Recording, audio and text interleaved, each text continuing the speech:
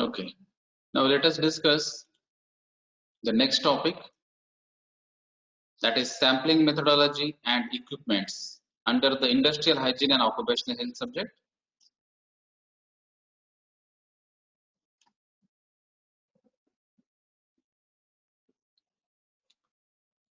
Now in the industrial hygiene and occupational health, there are different operations where there may be some dust, there may be some solvents or some gases present in the working environment.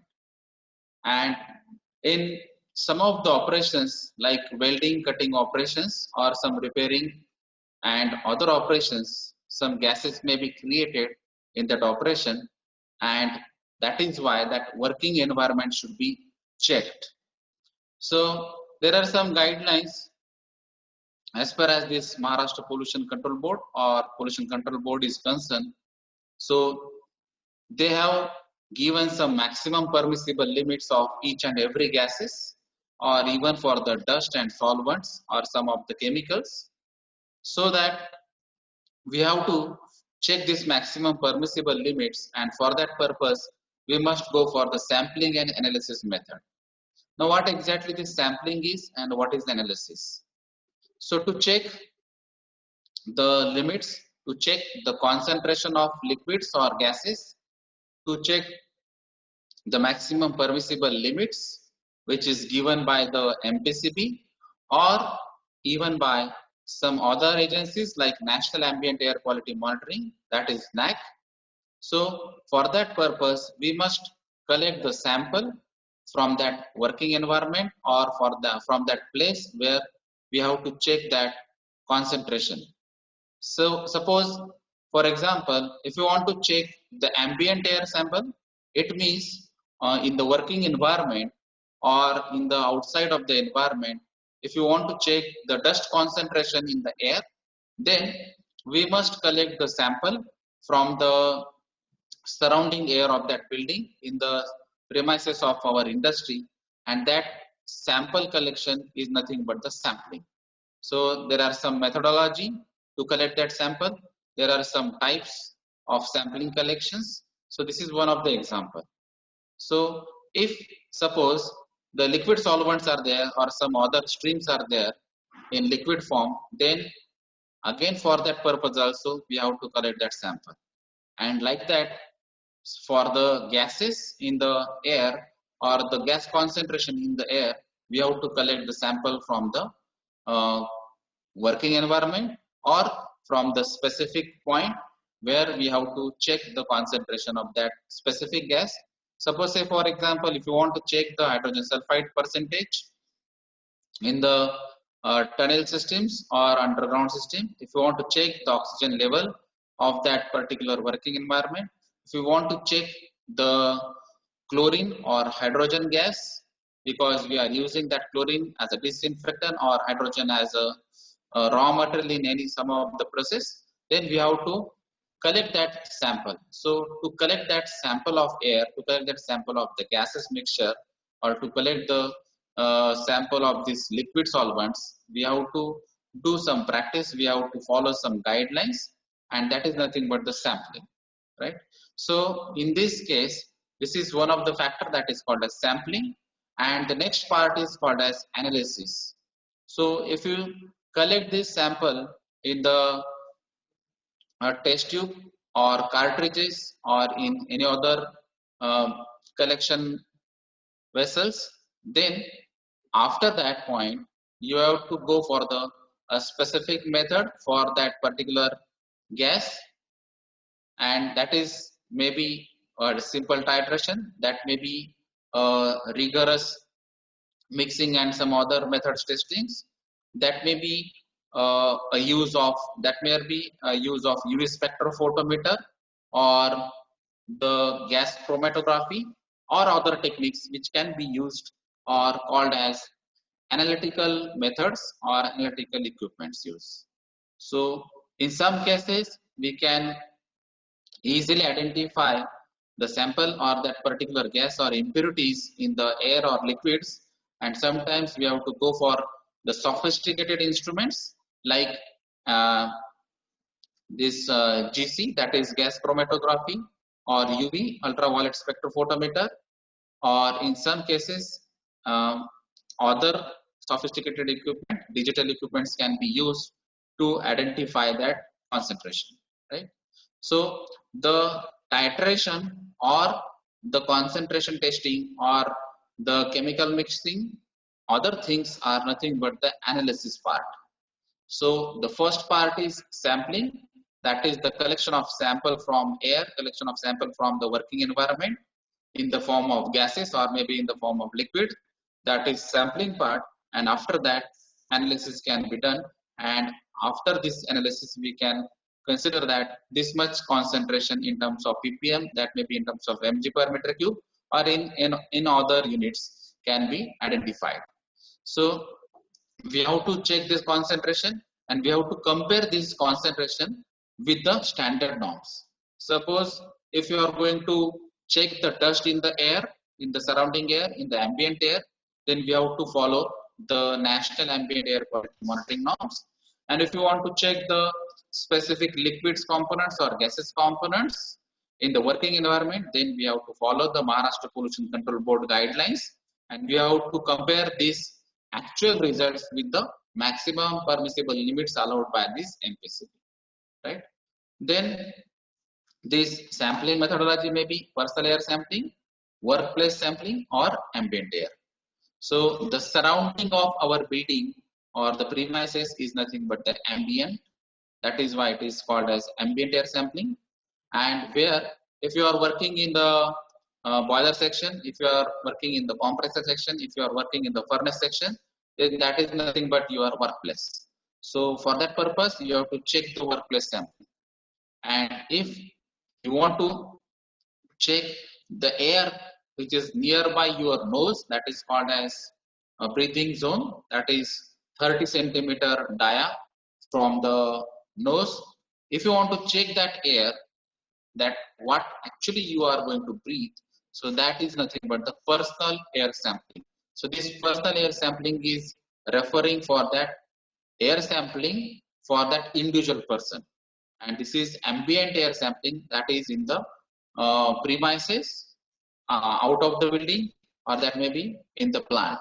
So that is the common concentration in the air, and it is a individual level air sampling, because a specific person, a particular person can be having some issues related to that impurity in the gases. So that is personal, workplace, and ambient sampling. Now there are different equipments, instruments, or accessories can be used for this sampling as well as for the analysis method, right? Now as far as this instrumentation part is there are two basic methods of sampling airborne particulates. One is filtration sampling and second is use of direct reading instruments. So in the traditional way, the filtration sampling is used, and nowadays we are using the digital instruments which can directly give us the reading.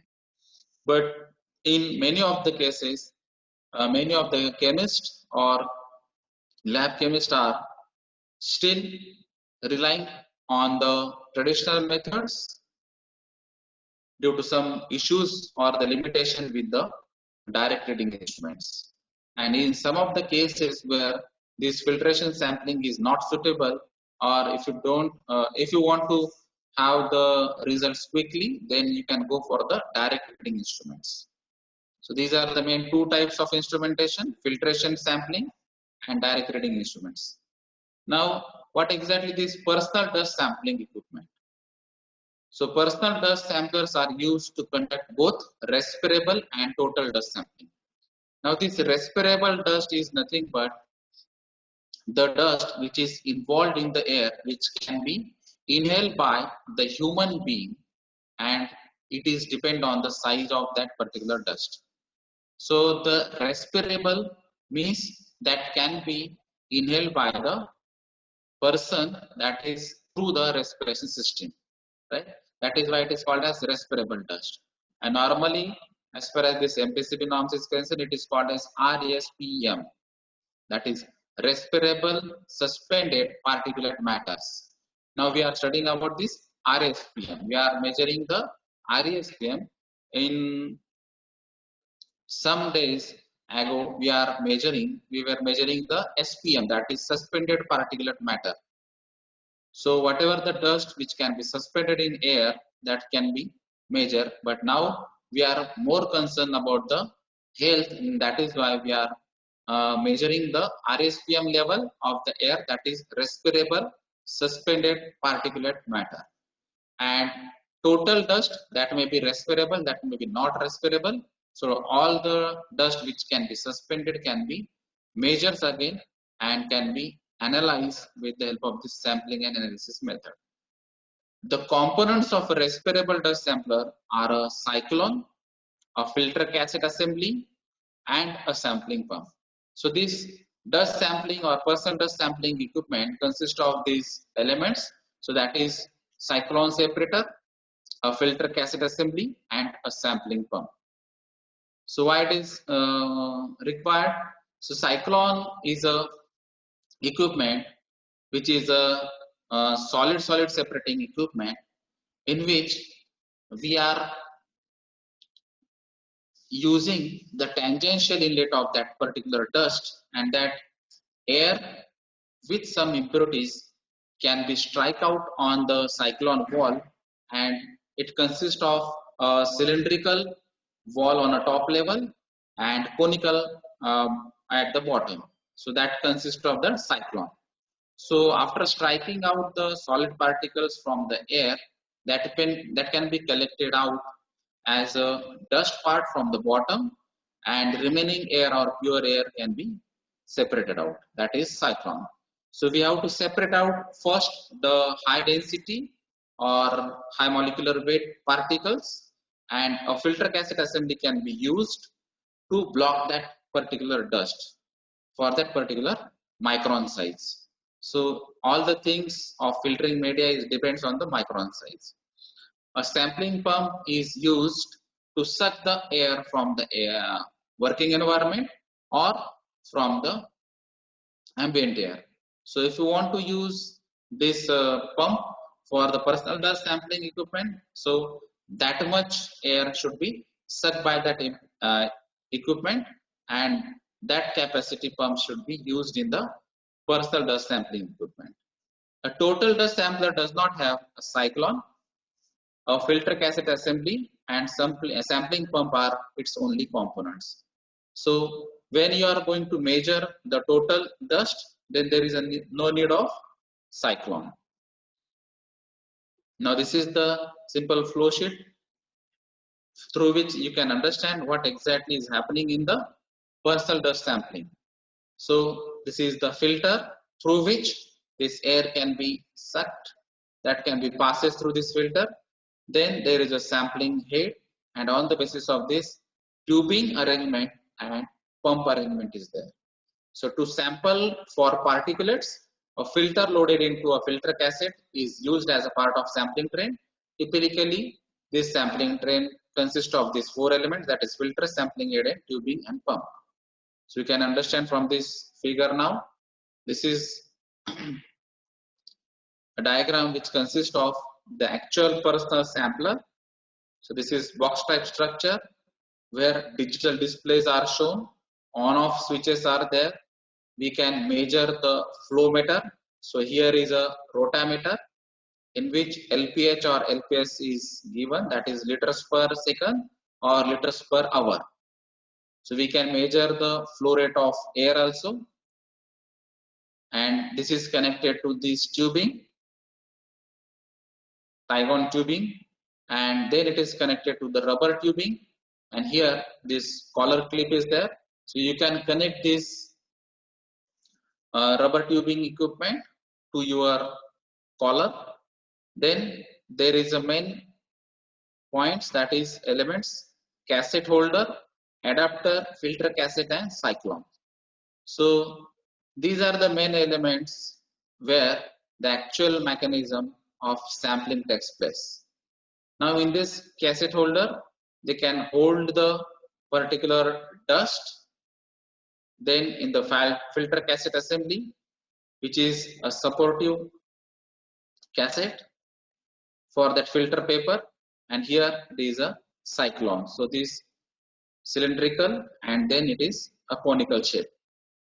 So this cyclone separate out the high density particle or high density dust, and this grid pot contains of the dust collected through this cyclone. So in this sampling train, we are going to suck the air at that particular LPH or LPS flow rate, and after that this air should be passed through this assembly. So particles are separated out. Some dust which can be blocked by this filter can be weighed, and on the basis of that you can understand how much dust or how much concentration of that dust in the air is present. Now filter, one of the element is filter. The filter diameter, type and pore size will vary depending on the chemical being sampled and will be specified in the sampling method.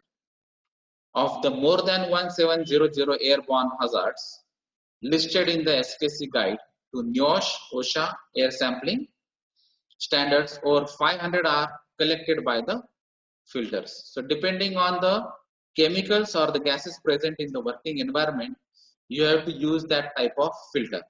So depending on the pore size, because pore size decided the undersize and oversize particles, and this particle size decided that particular type of filter.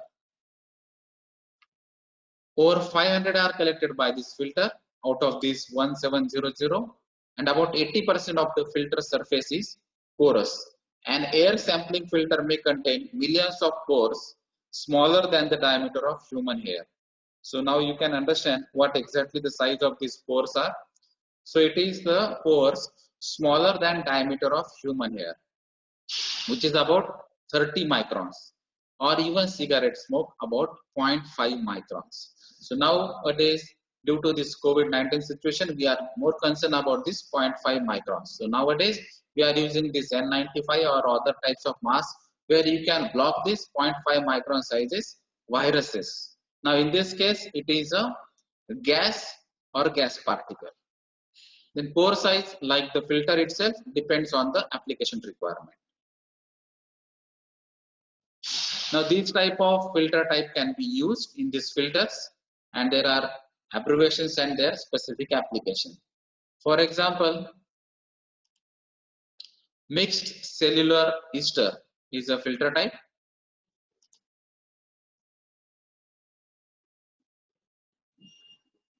It is, the abbreviation is MCE, mixed cellular ester, and it is used for metals, welding fumes, asbestos and other fibers. So with the help of this mixed cellular esters, clearly indicates that metal particles or the welding fumes or asbestos or other fibers of similar nature can be blocked. So when these welding fumes, asbestos or other fibers can be a probability in the working environment, then you should use this MC type filter. Then PVC, that is polyvinyl chloride. So when these silica chromates, gravimetric analysis of respirable and total dust can be done. So when these silica or chromates or like these materials can be available in the working environment or created in the working environment, then you should use this PVC type of filter. Then PTFE, that is polytetrafluoroethylene, or it is also called as Teflon material. So particulate matter 10, that is PM10. So this PM indicates particulate matter and this 10 indicates micron size. So particulate matter of 10 micron size, if it is available in your working environment, if some pesticides or acid aerosols or PNA and solvents can be a part of your working environment, then you have to go for PTFE as the filter type assembly. Then fiberglass, then you can use gravimetric analysis of pesticide, isocyanates and air pollutants. So for this isocyanates and air pollutants, you can go for the fiber glass. For the bromine, chlorine, Demeton and similar types of chemicals, then you should use the silver membrane filter type. And for the heat treated, to remove the trace organic impurities for monitoring trace levels of environmental pollutants, then we must use the quartz as a filter type. So quartz is a material where in watches also we are going to use this quartz. Then sampling heads. So from this diagram you can understand what exactly the cassette assembly is, what exactly the cassette is, what are the different types of elements like support pad and cassette rings are there. So this is cassette outlet. Here it is a supporting pad. This is the actual filter. Then here cassette ring and it is a cassette inlet. So through this assembly in this direction, the air is going to suck and air is flowing from this cassette inlet, cassette ring, and then it is filter. So here, depending on the filter size, depending on the porous size, depending on the micron size particles of that particular dust, that is going to block, right? So whatever the dust which is undersized particles, that can be flow with the air, and that is through this support pad and cassette outlet. For the purpose of this lecture, a sampling head is device that acts as a filter holder and which can be used to make a connection via tubing to the pump. The selection of the sample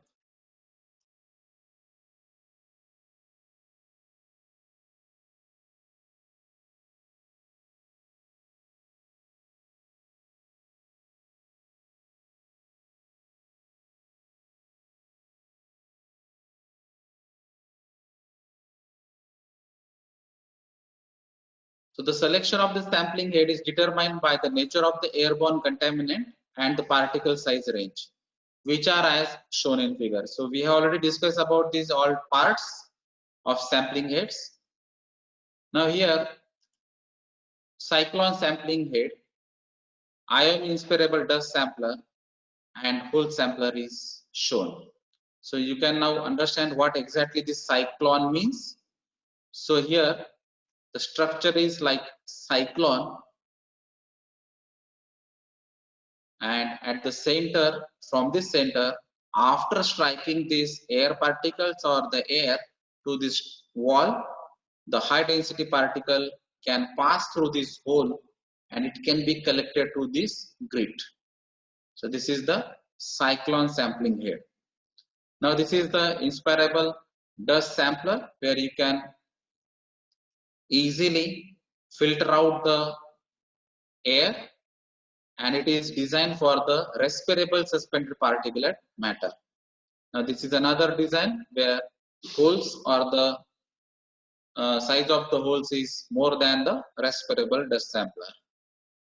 Now this is the cartridge where you can collect the air sample.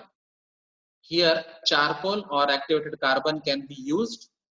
Initially these both ends are sealed, and when you want to collect the sample from the air or from the working environment, then you have to break one of the seal and you have to collect this air sample in the activated charcoal or coal. Then this is the schematic which shows the actual working mechanism of this personal sampling. So here electronic bubble meter is there, that is flow meter. Then this tubing is connected to the cyclone and holder assembly, in where here it is shown as 1 liter bottle. Then that tube is connected to the sampling pump, and here the simple example, that is 1.7 LPM shown as a flow rate. So it is liters per minute. So like that assemblies or connections may be a little bit different, but the mechanism is one and the same. The filter cassette assembly, cyclone and dust sampling. The filter cassette assembly, respirable fraction of dust that passes through the cyclone, is deposited onto a filter inside a cassette. The completely assembled cassette consists of inlet and outlet plugs, top and bottom sections of the cassettes, backing plate of the filter and the filter. Now a cyclone is a size selective device used to separate respirable, non-respirable size particles from the air. The cyclone has the following parts: a vortex, which is already shown in that diagram. So in this diagram, it is called as vortex. So this vortex finder that brings the dust laden air at an angle and spins it. A cyclone, so after spinning, the centrifugal force act on this air and impurities present in that air. A cyclone body where respirable and non-respirable dust particles are separated. A grid pot that collects the separated non-respirable particles. And in inspirable dust sampler, where site selection is important, as in inspirable dust sampling, a specific head is used. Two inspirable dust sampling devices recommended, that is AS3640 1989, are the UKEA 7-hole sampler and the IOM inspirable dust sampler. So we have already discussed these two equipments, which is already shown in this diagram. So here is IOM inspirable dust sampler and UKEA 7-hole sampler.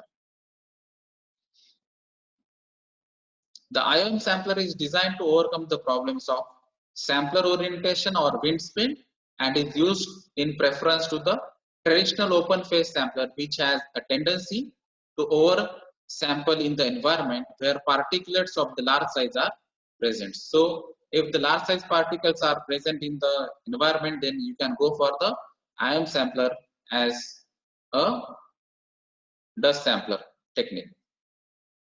Then this is the diagram which clearly shown the breathing zone. So I have already discussed that the breathing zone of the worker is nothing but the imaginary hemisphere of approximately 30 centimeter.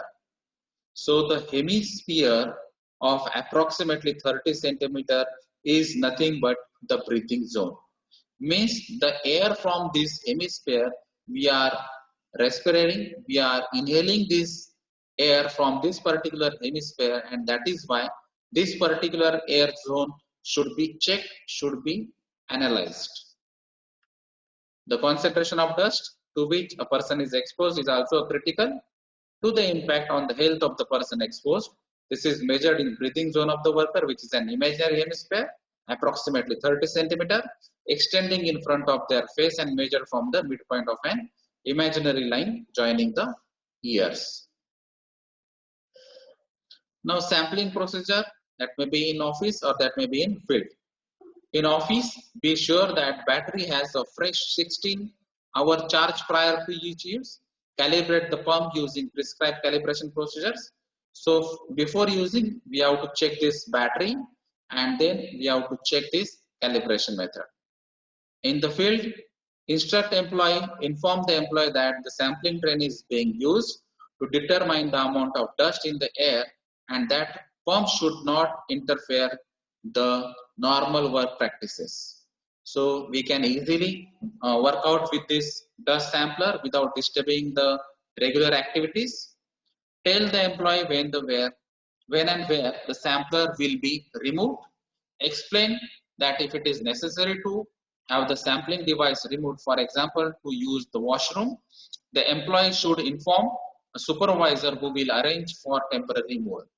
Be sure to arrange for removal of the sampling train during the lunch period also, because these are the premises or the spaces where there is no gas contamination or dust contamination chances. So we have to remove that sampling train or that dust sampler. Then attach sampling train. Attach the pump to the employee's belt position so that it does not interfere with the work operation. Usually in the back on the opposite side of the cassette placement. Be sure that the exhaust port charging inlet is not obstructed. So that inlet, that charging inlet is very important, and we don't want to disturb this charging inlet, because on the basis of the inlet only the measurement or the sampling is done. Supply a belt if the employee is not wearing one. So if the collar clip is not suitable for a specific employee, then you can use the belt also. Position of the cyclone filter cassette assembly on the employee's lapel or front shoulder area to approximate the breathing zone. As a guideline attached to the left lapel of a right-handed person and right lapel of a left-handed person. Be sure that the inlet orifice is facing forward and the assembly has minimum freedom of movement. A clean, lightweight vest may be provided to secure both the pump and the filter cassette assembly. Initiate sampling and record information.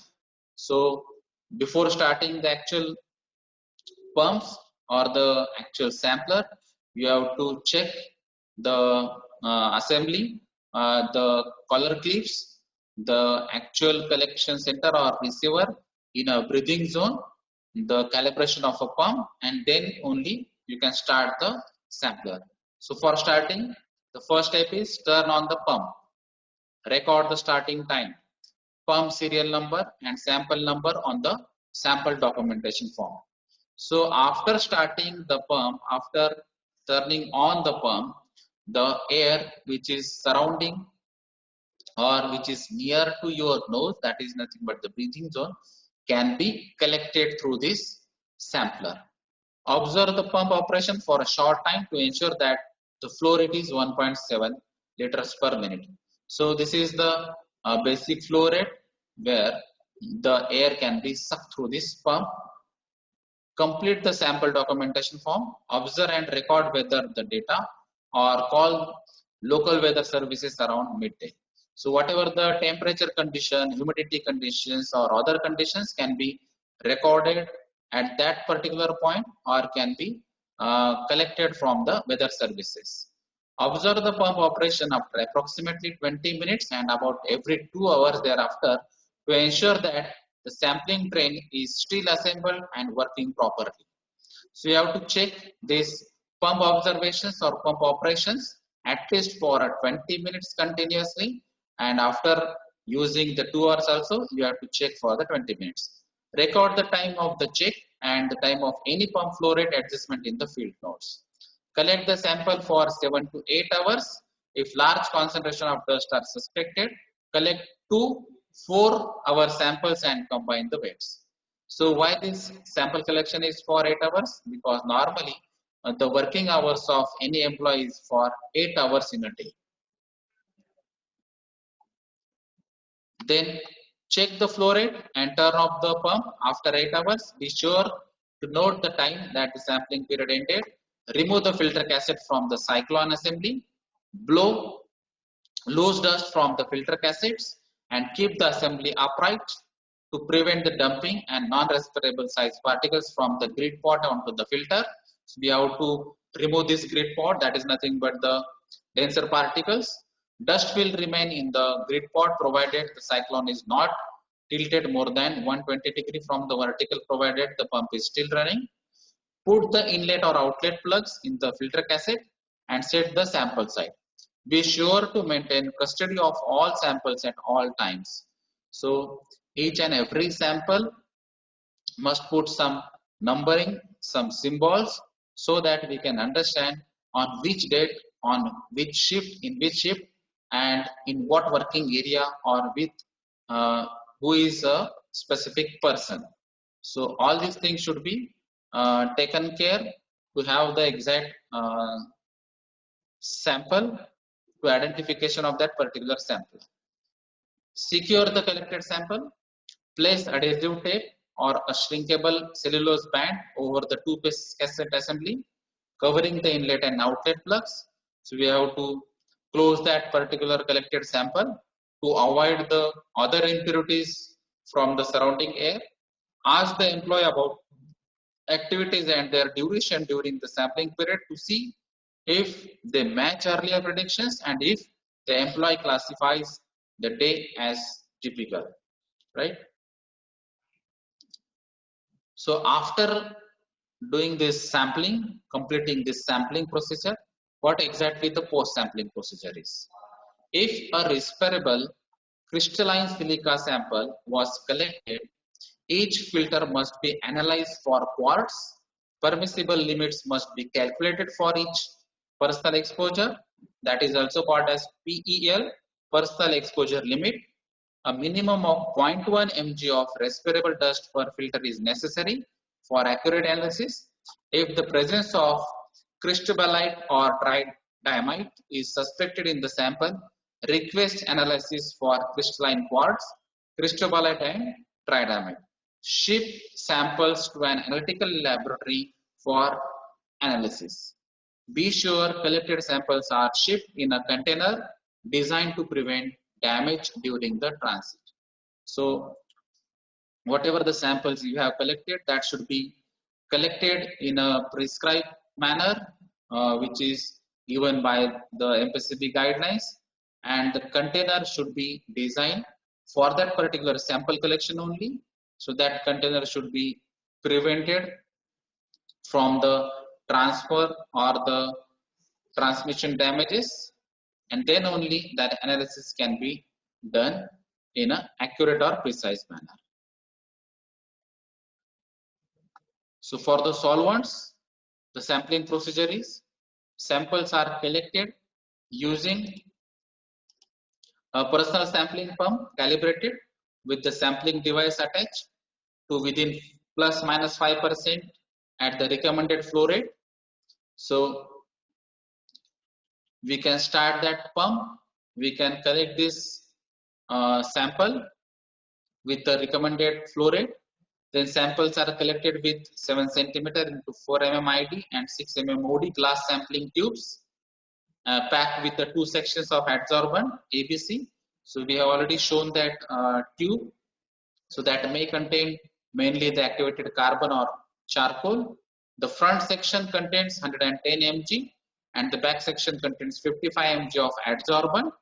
So adsorbent is selected or depend on the type of gases or the contaminants in that working environment. Suppose, say for example, if you know that there are chances of welding and cutting operations in that working environment, then what are the gases may be formed due to that gas welding cutting operations.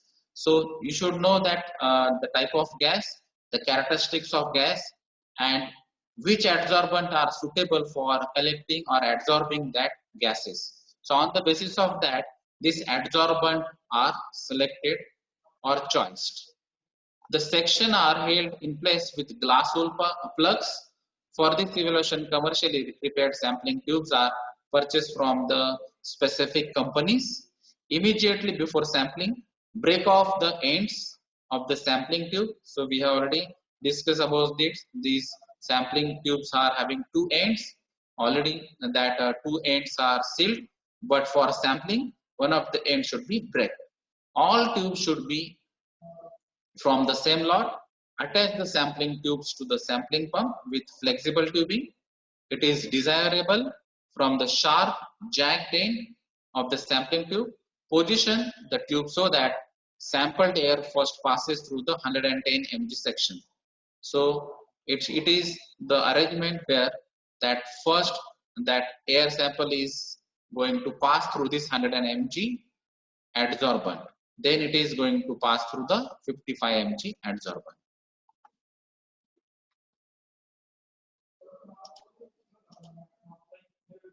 After sampling for the appropriate time, remove the sample and seal the tube with plastic can caps.